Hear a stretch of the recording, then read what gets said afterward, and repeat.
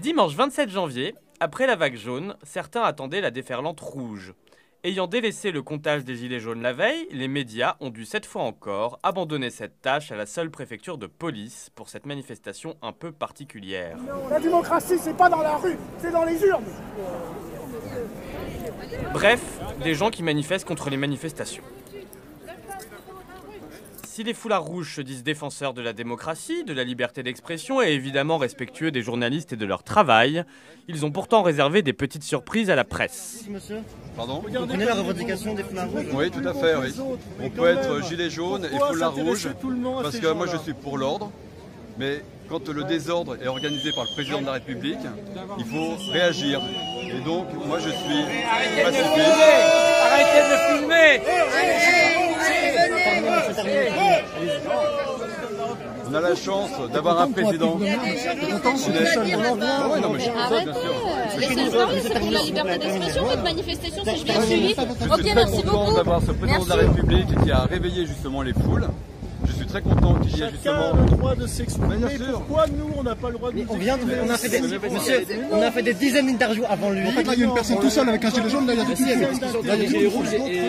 Non, aujourd'hui, on a fait des dizaines d'interviews. Parce que vous sautez sur la tenue de merde, c'est ce qui vous excite. Ils ont tous les samedis. Vous dites qu'il a le droit de s'exprimer. Tous les jours, mais ils ont pas... Laissez-le terminer alors. Mais vous êtes pas journaliste, vous êtes pas journaliste, vous êtes RT. Vous voulez voir ma carte de presse? Non, vous voulez voir ma carte de presse ou pas? J'en ai rien à faire. Arrête ton cinéma.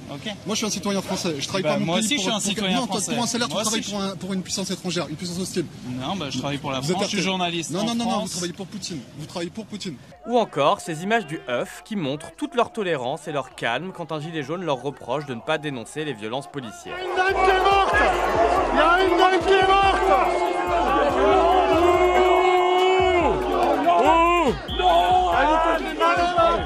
Doucement, doucement. Non à la violence. C'est grave, il faut dénoncer cette violence-là aussi. Non, ça va chauffer maintenant. Il faut le dénoncer, cette violence. Vous ne dénoncez même pas. Dégage. Mort au con. Mort au con. D'accord. Point d'orgue de cette démonstration de respect, de tolérance, de civisme, l'arrivée des foulards rouges à Bastille, où les attendaient quelques gilets jaunes.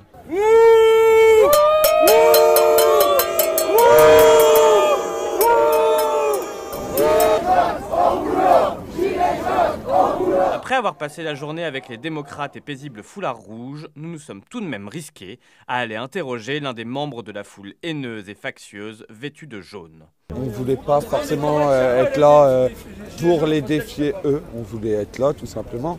Après, si leur marche était ce qu'elle prétendait être contre les violences, il faut savoir qu'on aurait pu marcher ensemble.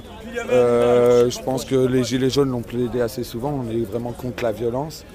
On est là parce qu'à un moment on veut vivre du travail, on veut aussi être entendu. Je pense que ça reste des riches, disons-le, on n'a rien contre les riches, il faut des riches, c'est pas un souci, on n'est pas anti-riches.